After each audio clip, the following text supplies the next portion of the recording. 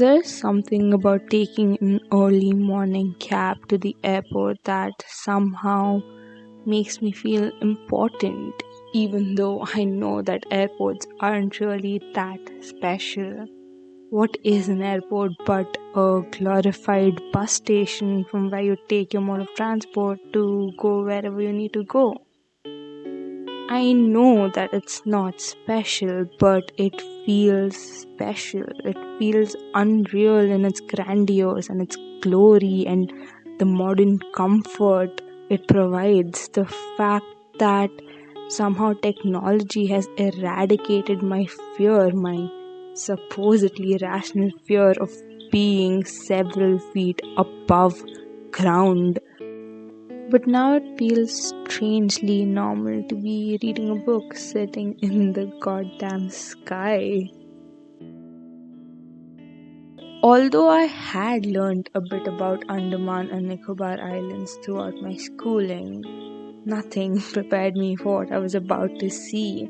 I saw these gorgeous sandy shorelines and really dense green forests. Forests that maybe humans had never even stepped into, but more importantly, I saw these brilliant blue waters that almost seemed magical, little off the shore, so attainable yet so far away.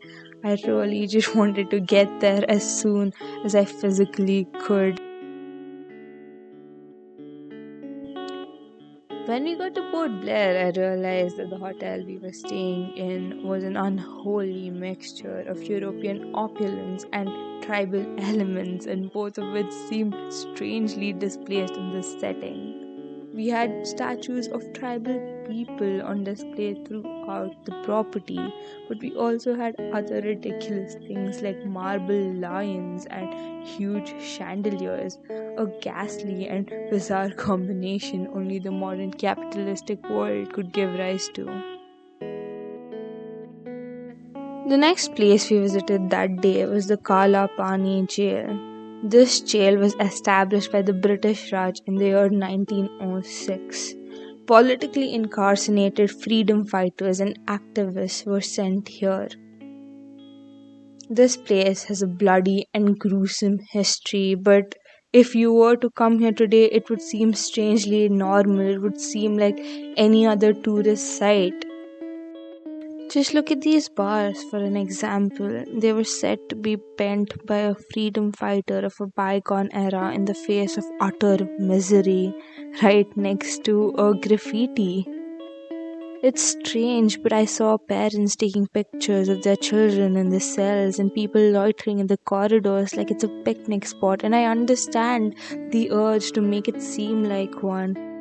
The scene from the balcony of this place is breathtaking and mesmerizing, but the history of this place has so much more to it. The media student in me longs to be able to tell the story of this place, and I feel like it deserves better than backlit black and white photographs retelling its history. I feel like there are ghosts lingering in these halls, and we can learn from their tale of resilience and resistance. Now more than ever, we need to be able to fight for our future, and I think that stories like these are extremely important. There is something about this place that brings together the past and the present and the future in ways that I hadn't expected it to. It left me feeling overwhelmed. One of my favorite things to do anytime I visit a new place is to look at its residential areas. If you were to walk out of Kala Pani jail and go across the street, you'd see these simple but beautiful homes on the gentle slope of the hill overlooking the ocean.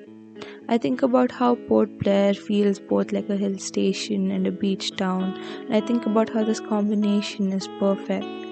What I would give to just sit on the balcony of one of these homes and drink coffee after an overwhelming day.